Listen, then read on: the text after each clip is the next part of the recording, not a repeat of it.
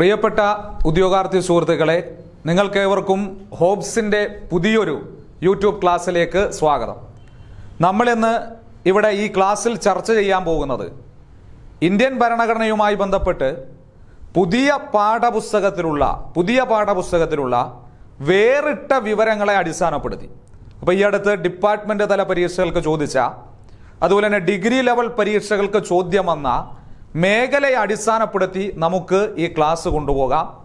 Class നിങ്ങൾ അവസാനം വരെയും കാണുക എന്നുള്ളതാണ്. ഇത് ഓരോ പാർട്ടുകളായിട്ട് SSCRT, ഭരണഘടന, സുപ്രധാന നിയമങ്ങളുമായി ബന്ധപ്പെട്ടുള്ള കാര്യങ്ങൾ നിങ്ങൾക്ക് ഓരോ പാർട്ടായിട്ടും ക്ലാസ്സിൽ ലഭിക്കുന്നതാണ് എന്നുള്ളതാണ്. ഇനി നമുക്ക് ക്ലാസ്സിലേക്ക് പോകാം എന്നുള്ളതാണ്. അപ്പോൾ ഇവിടെ പരീക്ഷകൾക്ക് ചോദിച്ച ഒരു ചോദ്യമാണ് പുതിയ പാഠപുസ്തകത്തിലെ, അതായത് 8ാം ക്ലാസ് പാഠപുസ്തകത്തിലെ നിങ്ങൾ പഠിച്ചതായിരിക്കും 5ാമത്തെ ചാപ്റ്റർ ഇന്ത്യൻ ഭരണഘടന അവകാശങ്ങളും കർത്തവ്യങ്ങളും എന്ന് പറയുന്ന ഭാഗം.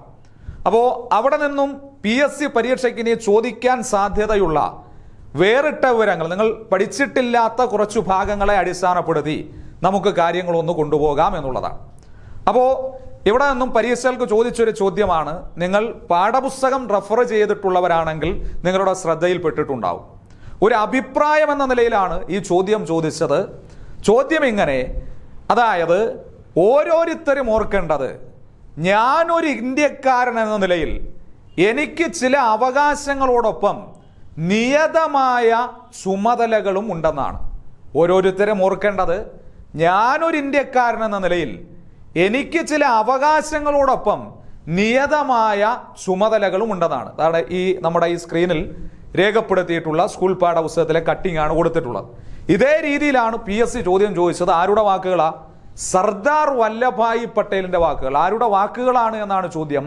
സർദാർ വല്ലഭായ് പട്ടേലിന്റെ വാക്കുകളാണ്. അപ്പോൾ സർദാർ വല്ലഭായ് പട്ടേലിനെ ഭരണഘടനയുമായി ബന്ധപ്പെട്ട് വിശേഷിപ്പിക്കുന്നത് എന്താ? അത് PSC ചോദിച്ചിട്ടുള്ളതാ. എന്താണ് അത്? മൗലിക അവകാശങ്ങളുടെ ശില്പി എന്നാണ്. മൗലിക അവകാശങ്ങളുടെ ശില്പി.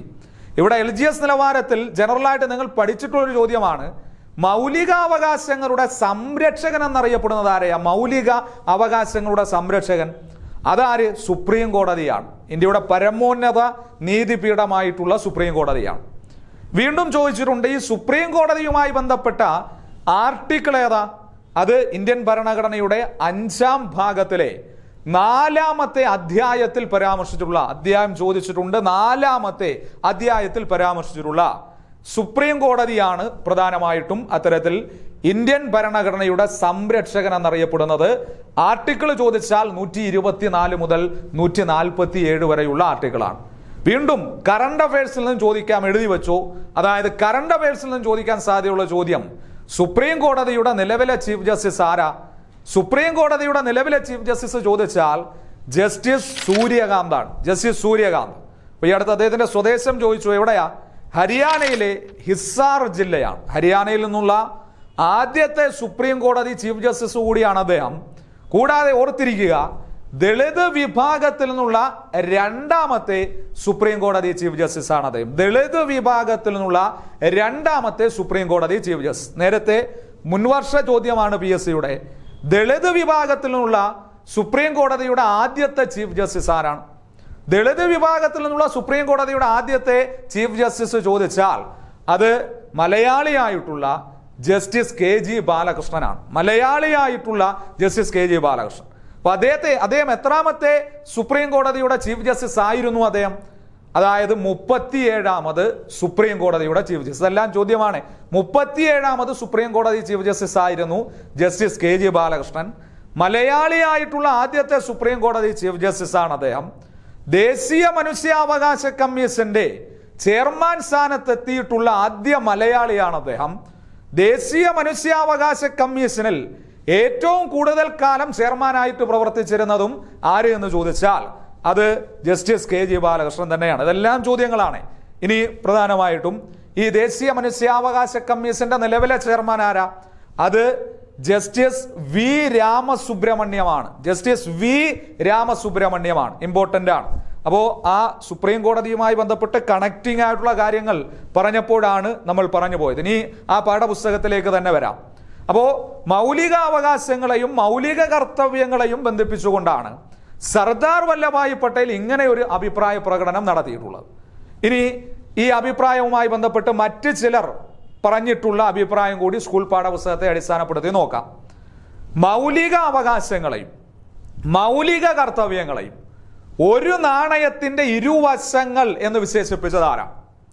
മൗലിക അവകാശങ്ങളെയും മൗലിക കർത്തവ്യങ്ങളെയും ഒരു നാണയത്തിന്റെ ഇരുവശങ്ങൾ എന്ന് വിശേഷിപ്പിച്ചത് ആര് എന്ന് ചോദിച്ചാൽ അത് പ്രധാനമായും ജവഹർലാൽ നെഹ്റുവാണ്. ഇന്ത്യയുടെ പ്രഥമ പ്രധാനമന്ത്രിയായിട്ടുള്ള, ഇന്ത്യൻ ഭരണഘടനയുടെ ആമുഖത്തിന്റെ ശില്പി എന്നറിയപ്പെടുന്ന, അതുപോലെ തന്നെ ഭരണഘടനാ നിർമ്മാണ സഭയിൽ വിവിധങ്ങളായിട്ടുള്ള കമ്മിറ്റികളുടെ ചെയർമാൻ സ്ഥാനം അലങ്കരിച്ചിരുന്ന വ്യക്തിയാണ് ആര് എന്ന് പറയുന്നത്? ജവഹർലാൽ നെഹ്റു. അദ്ദേഹമാണ് മൗലിക അവകാശങ്ങളെയും മൗലിക കർത്തവ്യങ്ങളെയും ഒരു നാണയത്തിന്റെ ഇരുവശങ്ങൾ എന്ന് വിശേഷിപ്പിച്ചത്. വീണ്ടും PSC ചോദിക്കാം. അതായത് PSCയുടെ ക്വസ്റ്റ്യൻ തയ്യാറാക്കുന്നത് സ്കൂൾ അധ്യാപകരാണ് അല്ലെങ്കിൽ കോളേജ് അധ്യാപകരാണ്. അപ്പോൾ അവരുടെ ശ്രദ്ധയിൽപ്പെടുന്ന കാര്യങ്ങളാണ് ഇതൊക്കെ. പ്രധാനമായിട്ടും റാങ്ക് മേക്കിംഗ് ആയിട്ട് വരുന്ന കാര്യങ്ങളാണ് ഇതൊക്കെ. ഇനി പ്രധാനമായിട്ടും അടുത്ത ഒരു അഭിപ്രായം നോക്കാം. എന്താണ് അഭിപ്രായം എന്ന് ചോദിച്ചാൽ, അതായത് ഇവിടെ നിന്നും വീണ്ടും ഡിപ്പാർട്ട്മെന്റ് തല പരീക്ഷകൾക്ക് ചോദിച്ച ചോദ്യമാണ്. ചോദ്യം ഇങ്ങനെ, അതായത് മൗലിക അവകാശങ്ങൾ അനുഭവിക്കുന്നതോടൊപ്പം മൗലിക കടമകൾ ചെയ്യുവാൻ ഒരു വ്യക്തി നിർബന്ധിതനായിരിക്കണം എന്ന് അഭിപ്രായപ്പെട്ടതാരും.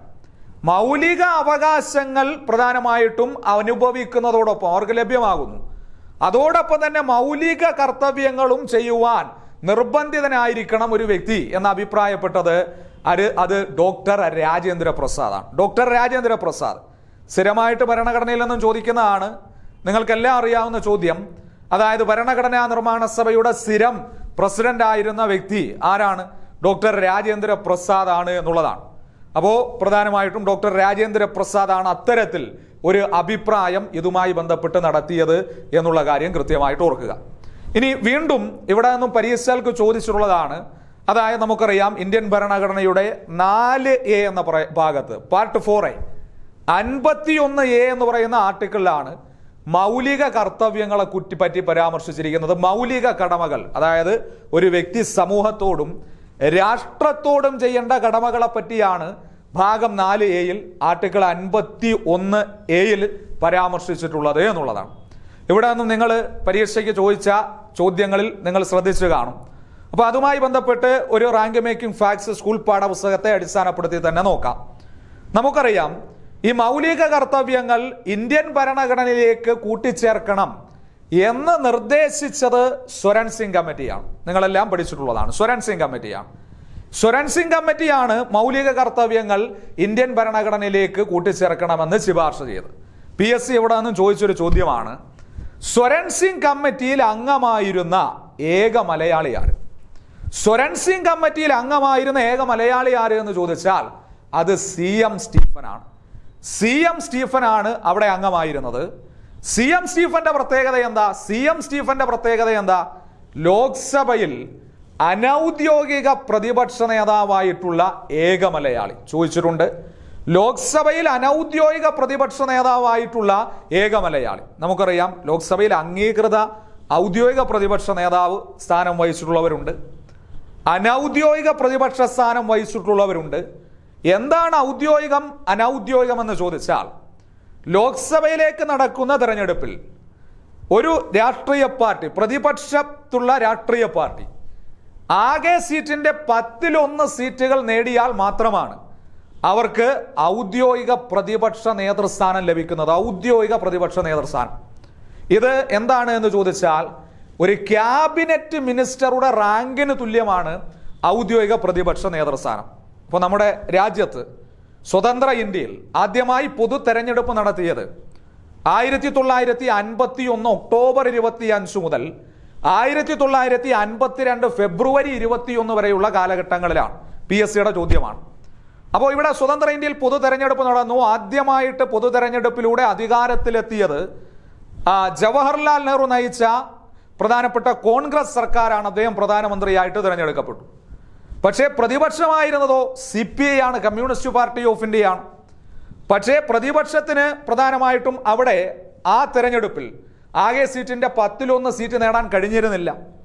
അതുകൊണ്ട് തന്നെ നമ്മുടെ ലോക്സഭയിൽ ആദ്യത്തേത് അനൗദ്യോഗിക പ്രതിപക്ഷ നേതാവാണ്. അതാണ് അനൗദ്യോഗികം ഔദ്യോഗികം തമ്മിലുള്ള വ്യത്യാസം. അനൗദ്യോഗിക പ്രതിപക്ഷ നേതാവ് ലോക്സഭയിലേത് ആദ്യത്തേത് ആര് എന്ന് ചോദിച്ചാൽ അത് പ്രധാനമായിട്ടും AKG ആണ്. ആയില്യത്ത് കുറ്റ്യാരി വീട്ടിൽ ഗോപാലൻ എന്നറിയപ്പെടുന്ന AKGയുടെ വിശേഷണങ്ങൾ PS ചോദിച്ചുള്ളതാണ്. എന്താണ്? അതായത് പാവങ്ങളുടെ പടത്തലവൻ എന്നറിയപ്പെടുന്ന, ഇന്ത്യൻ കോഫി ഹൗസിന്റെ പിതാവ് എന്നറിയപ്പെടുന്ന, കേരള സഹകരണ പ്രസ്ഥാനങ്ങളുടെ പിതാവ് എന്നറിയപ്പെടുന്ന, ഇന്ത്യയിൽ കരുതൽ തടങ്കൽ നിയമപ്രകാരം ആദ്യമായി അറസ്റ്റ് ചെയ്യപ്പെട്ട വ്യക്തി. കരുതൽ തടങ്കൽ നിയമം പറഞ്ഞപ്പോഴാണ് കരുതൽ തടങ്കലിനെ പറ്റി പരാമർശിച്ചിരിക്കുന്ന ആർട്ടിക്കിൾ ഏതാ? ആർട്ടിക്കിൾ 22 22 ആണ് PS ചോദ്യം. വീണ്ടും ഇവിടെ വേറിട്ട ചോദ്യം ചോദിച്ചിട്ടുണ്ട്, ചോദ്യങ്ങൾ വന്നിട്ടുണ്ട്. കരുതൽ തടങ്കൽ നിയമം പാർലമെന്റിൽ അവതരിപ്പിച്ചത്, ഇന്ത്യൻ പാർലമെന്റിൽ അതുമായി ബന്ധപ്പെട്ടുള്ള ബില്ല് അവതരിപ്പിച്ചത് ആരാ? അത് തുടക്കത്തിൽ നമ്മൾ അഭിപ്രായം പറഞ്ഞ സർദാർ വല്ലഭായ് പട്ടേൽ തന്നെയാണ്. 1950 ഫെബ്രുവരി 25 ഈ ബില്ലിനെ പാർലമെന്റ് പാസ്സാക്കുകയും 1950 ഫെബ്രുവരി 26 ഇന്ത്യയിൽ കരുതൽ തടങ്കൽ നിയമം നിലവിൽ വരികയും ചെയ്തു. PS ചോദ്യം, ഇന്ത്യയിൽ കരുതൽ തടങ്കൽ നിയമം നിലവിൽ വന്ന വർഷമെന്ന് 1950 ഫെബ്രുവരി 26. 1950 ഫെബ്രുവരി 26 നമ്മൾ പറഞ്ഞത്. അതായത് പ്രതിപക്ഷ നേതൃസ്ഥാനം പറഞ്ഞപ്പോഴാണ് ഇത്തരത്തിലൊരു കാര്യം പറഞ്ഞത്. അപ്പൊ ഇവിടെ ഓർക്കേണ്ടത്, ലോക്സഭയിലെ ആദ്യത്തെ അനൗദ്യോഗിക പ്രതിപക്ഷ നേതാവ് ആര് എന്ന് ചോദിച്ചാൽ അതിനുത്തരം AKG ആണ്. ഇനി ലോക്സഭയിലെ ആദ്യത്തെ ഔദ്യോഗിക പ്രതിപക്ഷ നേതാവ് ആര് എന്ന് ചോദിച്ചാൽ അതിനുത്തരം റാം സുഭഗ് സിംഗ്. PS ചോദ്യം റാം സുഭഗ് സിംഗ് ആണ്. ഇനി ലോക്സഭയുടെ അംഗീകൃത ഔദ്യോഗിക പ്രതിപക്ഷ സ്ഥാനത്തെത്തിയ ആദ്യത്തെ മലയാളിയാണ് ആര് എന്ന് ചോദിച്ചാൽ അത് CM സ്റ്റീഫനാണ്. ഇനി ലോക്സഭയുടെ നിലവിലെ അംഗീകൃത പ്രതിപക്ഷ നേതാവ്, കഴിഞ്ഞ 2 മോദി മന്ത്രിസഭയിലും ഔദ്യോഗിക പ്രതിപക്ഷ നേതൃസ്ഥാനമില്ല. ഇവിടെ ഈ മോദി മന്ത്രിസഭയിലേക്ക് വരുമ്പോൾ ലോക്സഭയിലെ ആകെ സീറ്റിന്റെ 10-1 കോൺഗ്രസ് നേടി. അപ്പോൾ അതുകൊണ്ട് തന്നെ ലോക്സഭയിൽ ഔദ്യോഗിക പ്രതിപക്ഷ നേതാവ് ഉണ്ട്. നിലവിൽ ലോക്സഭയുടെ ഔദ്യോഗിക പ്രതിപക്ഷ നേതാവ്, അംഗീകൃത പ്രതിപക്ഷ നേതാവ് PS ചോദ്യം രാഹുൽ ഗാന്ധി. വീണ്ടും PSയും RRBയും ചോദിച്ചിട്ടുള്ള ചോദ്യം എങ്ങനെ?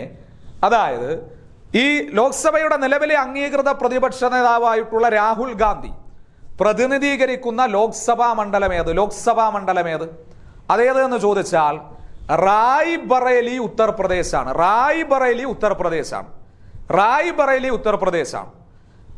കഴിഞ്ഞ ലോക്സഭാ തെരഞ്ഞെടുപ്പിൽ രാഹുൽ ഗാന്ധി 2 മണ്ഡലങ്ങളിലാണ് ഒരേ സമയം മത്സരിച്ചത്. ഒന്ന് ഉത്തർപ്രദേശിലെ റായ്ബറേലിയാണ്. 2 ഏതാണ് എന്ന് ചോദിച്ചാൽ അതായത് കേരളത്തിലെ വയനാടാണ്. ഇന്ത്യൻ പാർലമെന്ററി ചട്ടങ്ങൾ പ്രകാരം ഒരു വ്യക്തി പാർലമെന്റിലേക്ക് ഒരേ സമയം 2 മണ്ഡലങ്ങളിൽ നിന്നും മത്സരിച്ചു വിജയിച്ചാൽ 6 മാസത്തിനകം എന്ത് ചെയ്യണം? അദ്ദേഹം ഏതെങ്കിലും ഒരു ലോക്സഭാ അംഗത്വം രാജിവെക്കണം. ഇല്ല എങ്കിൽ എന്ത് ചെയ്യും? അദ്ദേഹത്തിന്റെ പാർലമെന്റ് അംഗത്വം നഷ്ടമാകും. അതുകൊണ്ട് തന്നെ രാഹുൽ ഗാന്ധി എന്ത് ചെയ്തു? വയനാട് രാജിവെച്ചു, റായ്ബറേലി നിലനിർത്തി. നിലവിലെ എവിടുത്തെ ലോക്സഭാ MP ആണ് ഈ രാഹുൽ ഗാന്ധി എന്ന് ചോദിച്ചാൽ റായ്ബറേലി ഉത്തർപ്രദേശ്. അപ്പോൾ നമ്മൾ പറഞ്ഞത് മൗലിക കർത്തവ്യങ്ങൾ ഇന്ത്യൻ ഭരണഘടനയിലേക്ക് കൂട്ടിച്ചേർക്കാൻ കാരണമായ കമ്മിറ്റിയാണ് സ്വരൺ സിംഗ് കമ്മിറ്റി. ഇതിൽ അംഗമായിരുന്ന ഏക മലയാളി അത് CM സ്റ്റീഫൻ എന്ന് പറയുന്ന വ്യക്തിയാണ്. CM സ്റ്റീഫൻ, അദ്ദേഹത്തിന്റെ പ്രത്യേകത പറഞ്ഞു. അതുമായി ബന്ധപ്പെട്ട് PS ചോദിച്ച ചോദ്യങ്ങളും പറഞ്ഞു. പിന്നീട് ഈ 1976 42 ഭേദഗതി വഴിയാണ് നമ്മൾ പറഞ്ഞു മൗലിക കർത്തവ്യങ്ങൾ ഭരണഘടനയിലേക്ക് കൂട്ടിച്ചേർത്തത്. ഇവിടെ നിന്നും വീണ്ടും PS ചോദിച്ചൊരു ചോദ്യം എങ്ങനെ? സ്വരൺ സിംഗ് കമ്മിറ്റി ആണല്ലോ മൗലിക കർത്തവ്യങ്ങൾ ഇന്ത്യൻ ഭരണഘടനയിലേക്ക് കൂട്ടിച്ചേർക്കാൻ ശുപാർശ ചെയ്തത്. അപ്പൊ ഈ സ്വരൺ സിംഗ് കമ്മിറ്റി എത്ര മൗലിക കർത്തവ്യങ്ങൾ ഇന്ത്യൻ ഭരണഘടനയിലേക്ക് കൂട്ടിച്ചേർക്കാൻ നിർദ്ദേശിച്ചു? എത്ര മൗലിക കർത്തവ്യങ്ങൾ? എത്ര എന്ന് ചോദിച്ചാൽ 8 മൗലിക കർത്തവ്യങ്ങളാണ്. എന്നാൽ 1976 42 ഭരണഘടനാ ഭേദഗതി വഴി ഇന്ത്യൻ ഭരണഘടനയുടെ ഭാഗം 4A ആർട്ടിക്കിൾ 51A കൂട്ടിച്ചേർത്ത മൗലിക കർത്തവ്യങ്ങളുടെ എണ്ണം 10 ആണ്. A മുതൽ J വരെയുള്ള ക്ലോസുകളിൽ ഇപ്പോൾ 42-ാം ഭേദഗതി, അത് വേറിട്ട ചോദ്യങ്ങളെന്നും ചോദിച്ചൊരു ചോദ്യം. 42-ാം ഭേദഗതിയുമായി ബന്ധപ്പെട്ട ബില്ലവതരണം നടത്തിയതാരാ? അത് HR ഗോഖലെയാണ്. പ്രസ്താവന രീതിയിൽ പോയിന്റ് ഔട്ടായിട്ട് ചോദിച്ചിട്ടുണ്ട്. 42-ാം ഭേദഗതിയുമായി ബന്ധപ്പെട്ട ബില്ലവതരണം നടത്തിയത് HR ഗോഖലെ. ഭേദഗതി നിലവിൽ വന്നത് 1977 ജനുവരി 3-ന്. ഈ സമയം പ്രധാനമന്ത്രി ഇന്ദിരാഗാന്ധി, അതുപോലെ തന്നെ ഇന്ത്യയുടെ രാഷ്ട്രപതിയായിരുന്നത് ഫക്രുദ്ദീൻ അലി അഹമ്മദ്, പ്രതിരോധ വകുപ്പ് മന്ത്രിയായിരുന്നത് സർദാർ സുരൻ സിംഗ് ആണ്. പ്രതിരോധ വകുപ്പ് മന്ത്രി ഇമ്പോർട്ടന്റ് ആണ്, സർദാർ സുരൻ സിംഗ് ആണ്. പിന്നീട് പ്രധാനമായിട്ടും ഈ 42-ാം ഭേദഗതി നമുക്കറിയാം ഇന്ത്യൻ ഭരണഘടനയിലെ ഏറ്റവും വലിയ ഭരണഘടനാ ഭേദഗതിയാണ്. ഏത് എന്ന് പറയുന്നത് 42-ാം ഭേദഗതി. അതുപോലെ തന്നെ മിനി കോൺസ്റ്റിറ്റ്യൂഷൻ എന്നറിയപ്പെടുന്ന ഭരണഘടനാ ഭേദഗതിയും ഏത് തന്നെ? 42-ാം ഭേദഗതി തന്നെ. വീണ്ടും PS ജനറലായിട്ട് ചോദിച്ചിട്ടുണ്ട്, ഭരണഘടനാ ഭേദഗതിയെപ്പറ്റി പരാമർശിച്ചിരിക്കുന്ന ഭാഗമേത്? ഭാഗം 20. ആർട്ടിക്കിൾ ഏത്? 368. ഭാഗം 20-ൽ രേഖപ്പെടുത്തിയിരിക്കുന്ന ചിത്രമേത്? ഹിമാലയത്തിന്റെ ചിത്രമാണ്. പിന്നീട് പ്രധാനമായിട്ടും അത്തരത്തിൽ ഇന്ത്യൻ ഭരണഘടനയെ ആകെ എത്ര തവണ ഭേദഗതിയിട്ടുണ്ട് എന്ന് ചോദിച്ചാൽ 106 തവണ. 106-ാം ഭേദഗതി വനിതാ സംവരണം, നാരി ശക്തി, വന്ദൻ അധിനിയവുമായി ബന്ധപ്പെട്ടിരിക്കുന്നു എന്നുള്ള കാര്യം കൃത്യമായിട്ട് ഓർക്കുക. അതിന് അംഗീകാരം നൽകിയത് 2023 സെപ്റ്റംബർ 28-നാണ്. ദ്രൗപദി മുർമു, ഇന്ത്യയുടെ 15ാമത് രാഷ്ട്രപതിയായിട്ടുള്ള ദ്രൗപദി മുർമു പ്രധാനമായിട്ടും അംഗീകാരം നൽകി എന്നുള്ള കാര്യം കൃത്യമായിട്ട് ഓർക്കുക. അപ്പോൾ ഇതിൽ നിന്നും നമ്മൾ കുറച്ച്, അതായത് റാങ്ക് മേക്കിംഗ് ഫാക്ട്സ് ആയിട്ടുള്ള കാര്യങ്ങളാണ് പഠിച്ചത്. അപ്പോൾ മൗലിക കർത്തവ്യങ്ങൾ എന്ന് പറയുന്ന ഒരു ടോപ്പിക് നമ്മൾ വളരെ വിശദമായി അടുത്ത ക്ലാസ്സിൽ എന്ത് ചെയ്യും? ചർച്ച ചെയ്യും.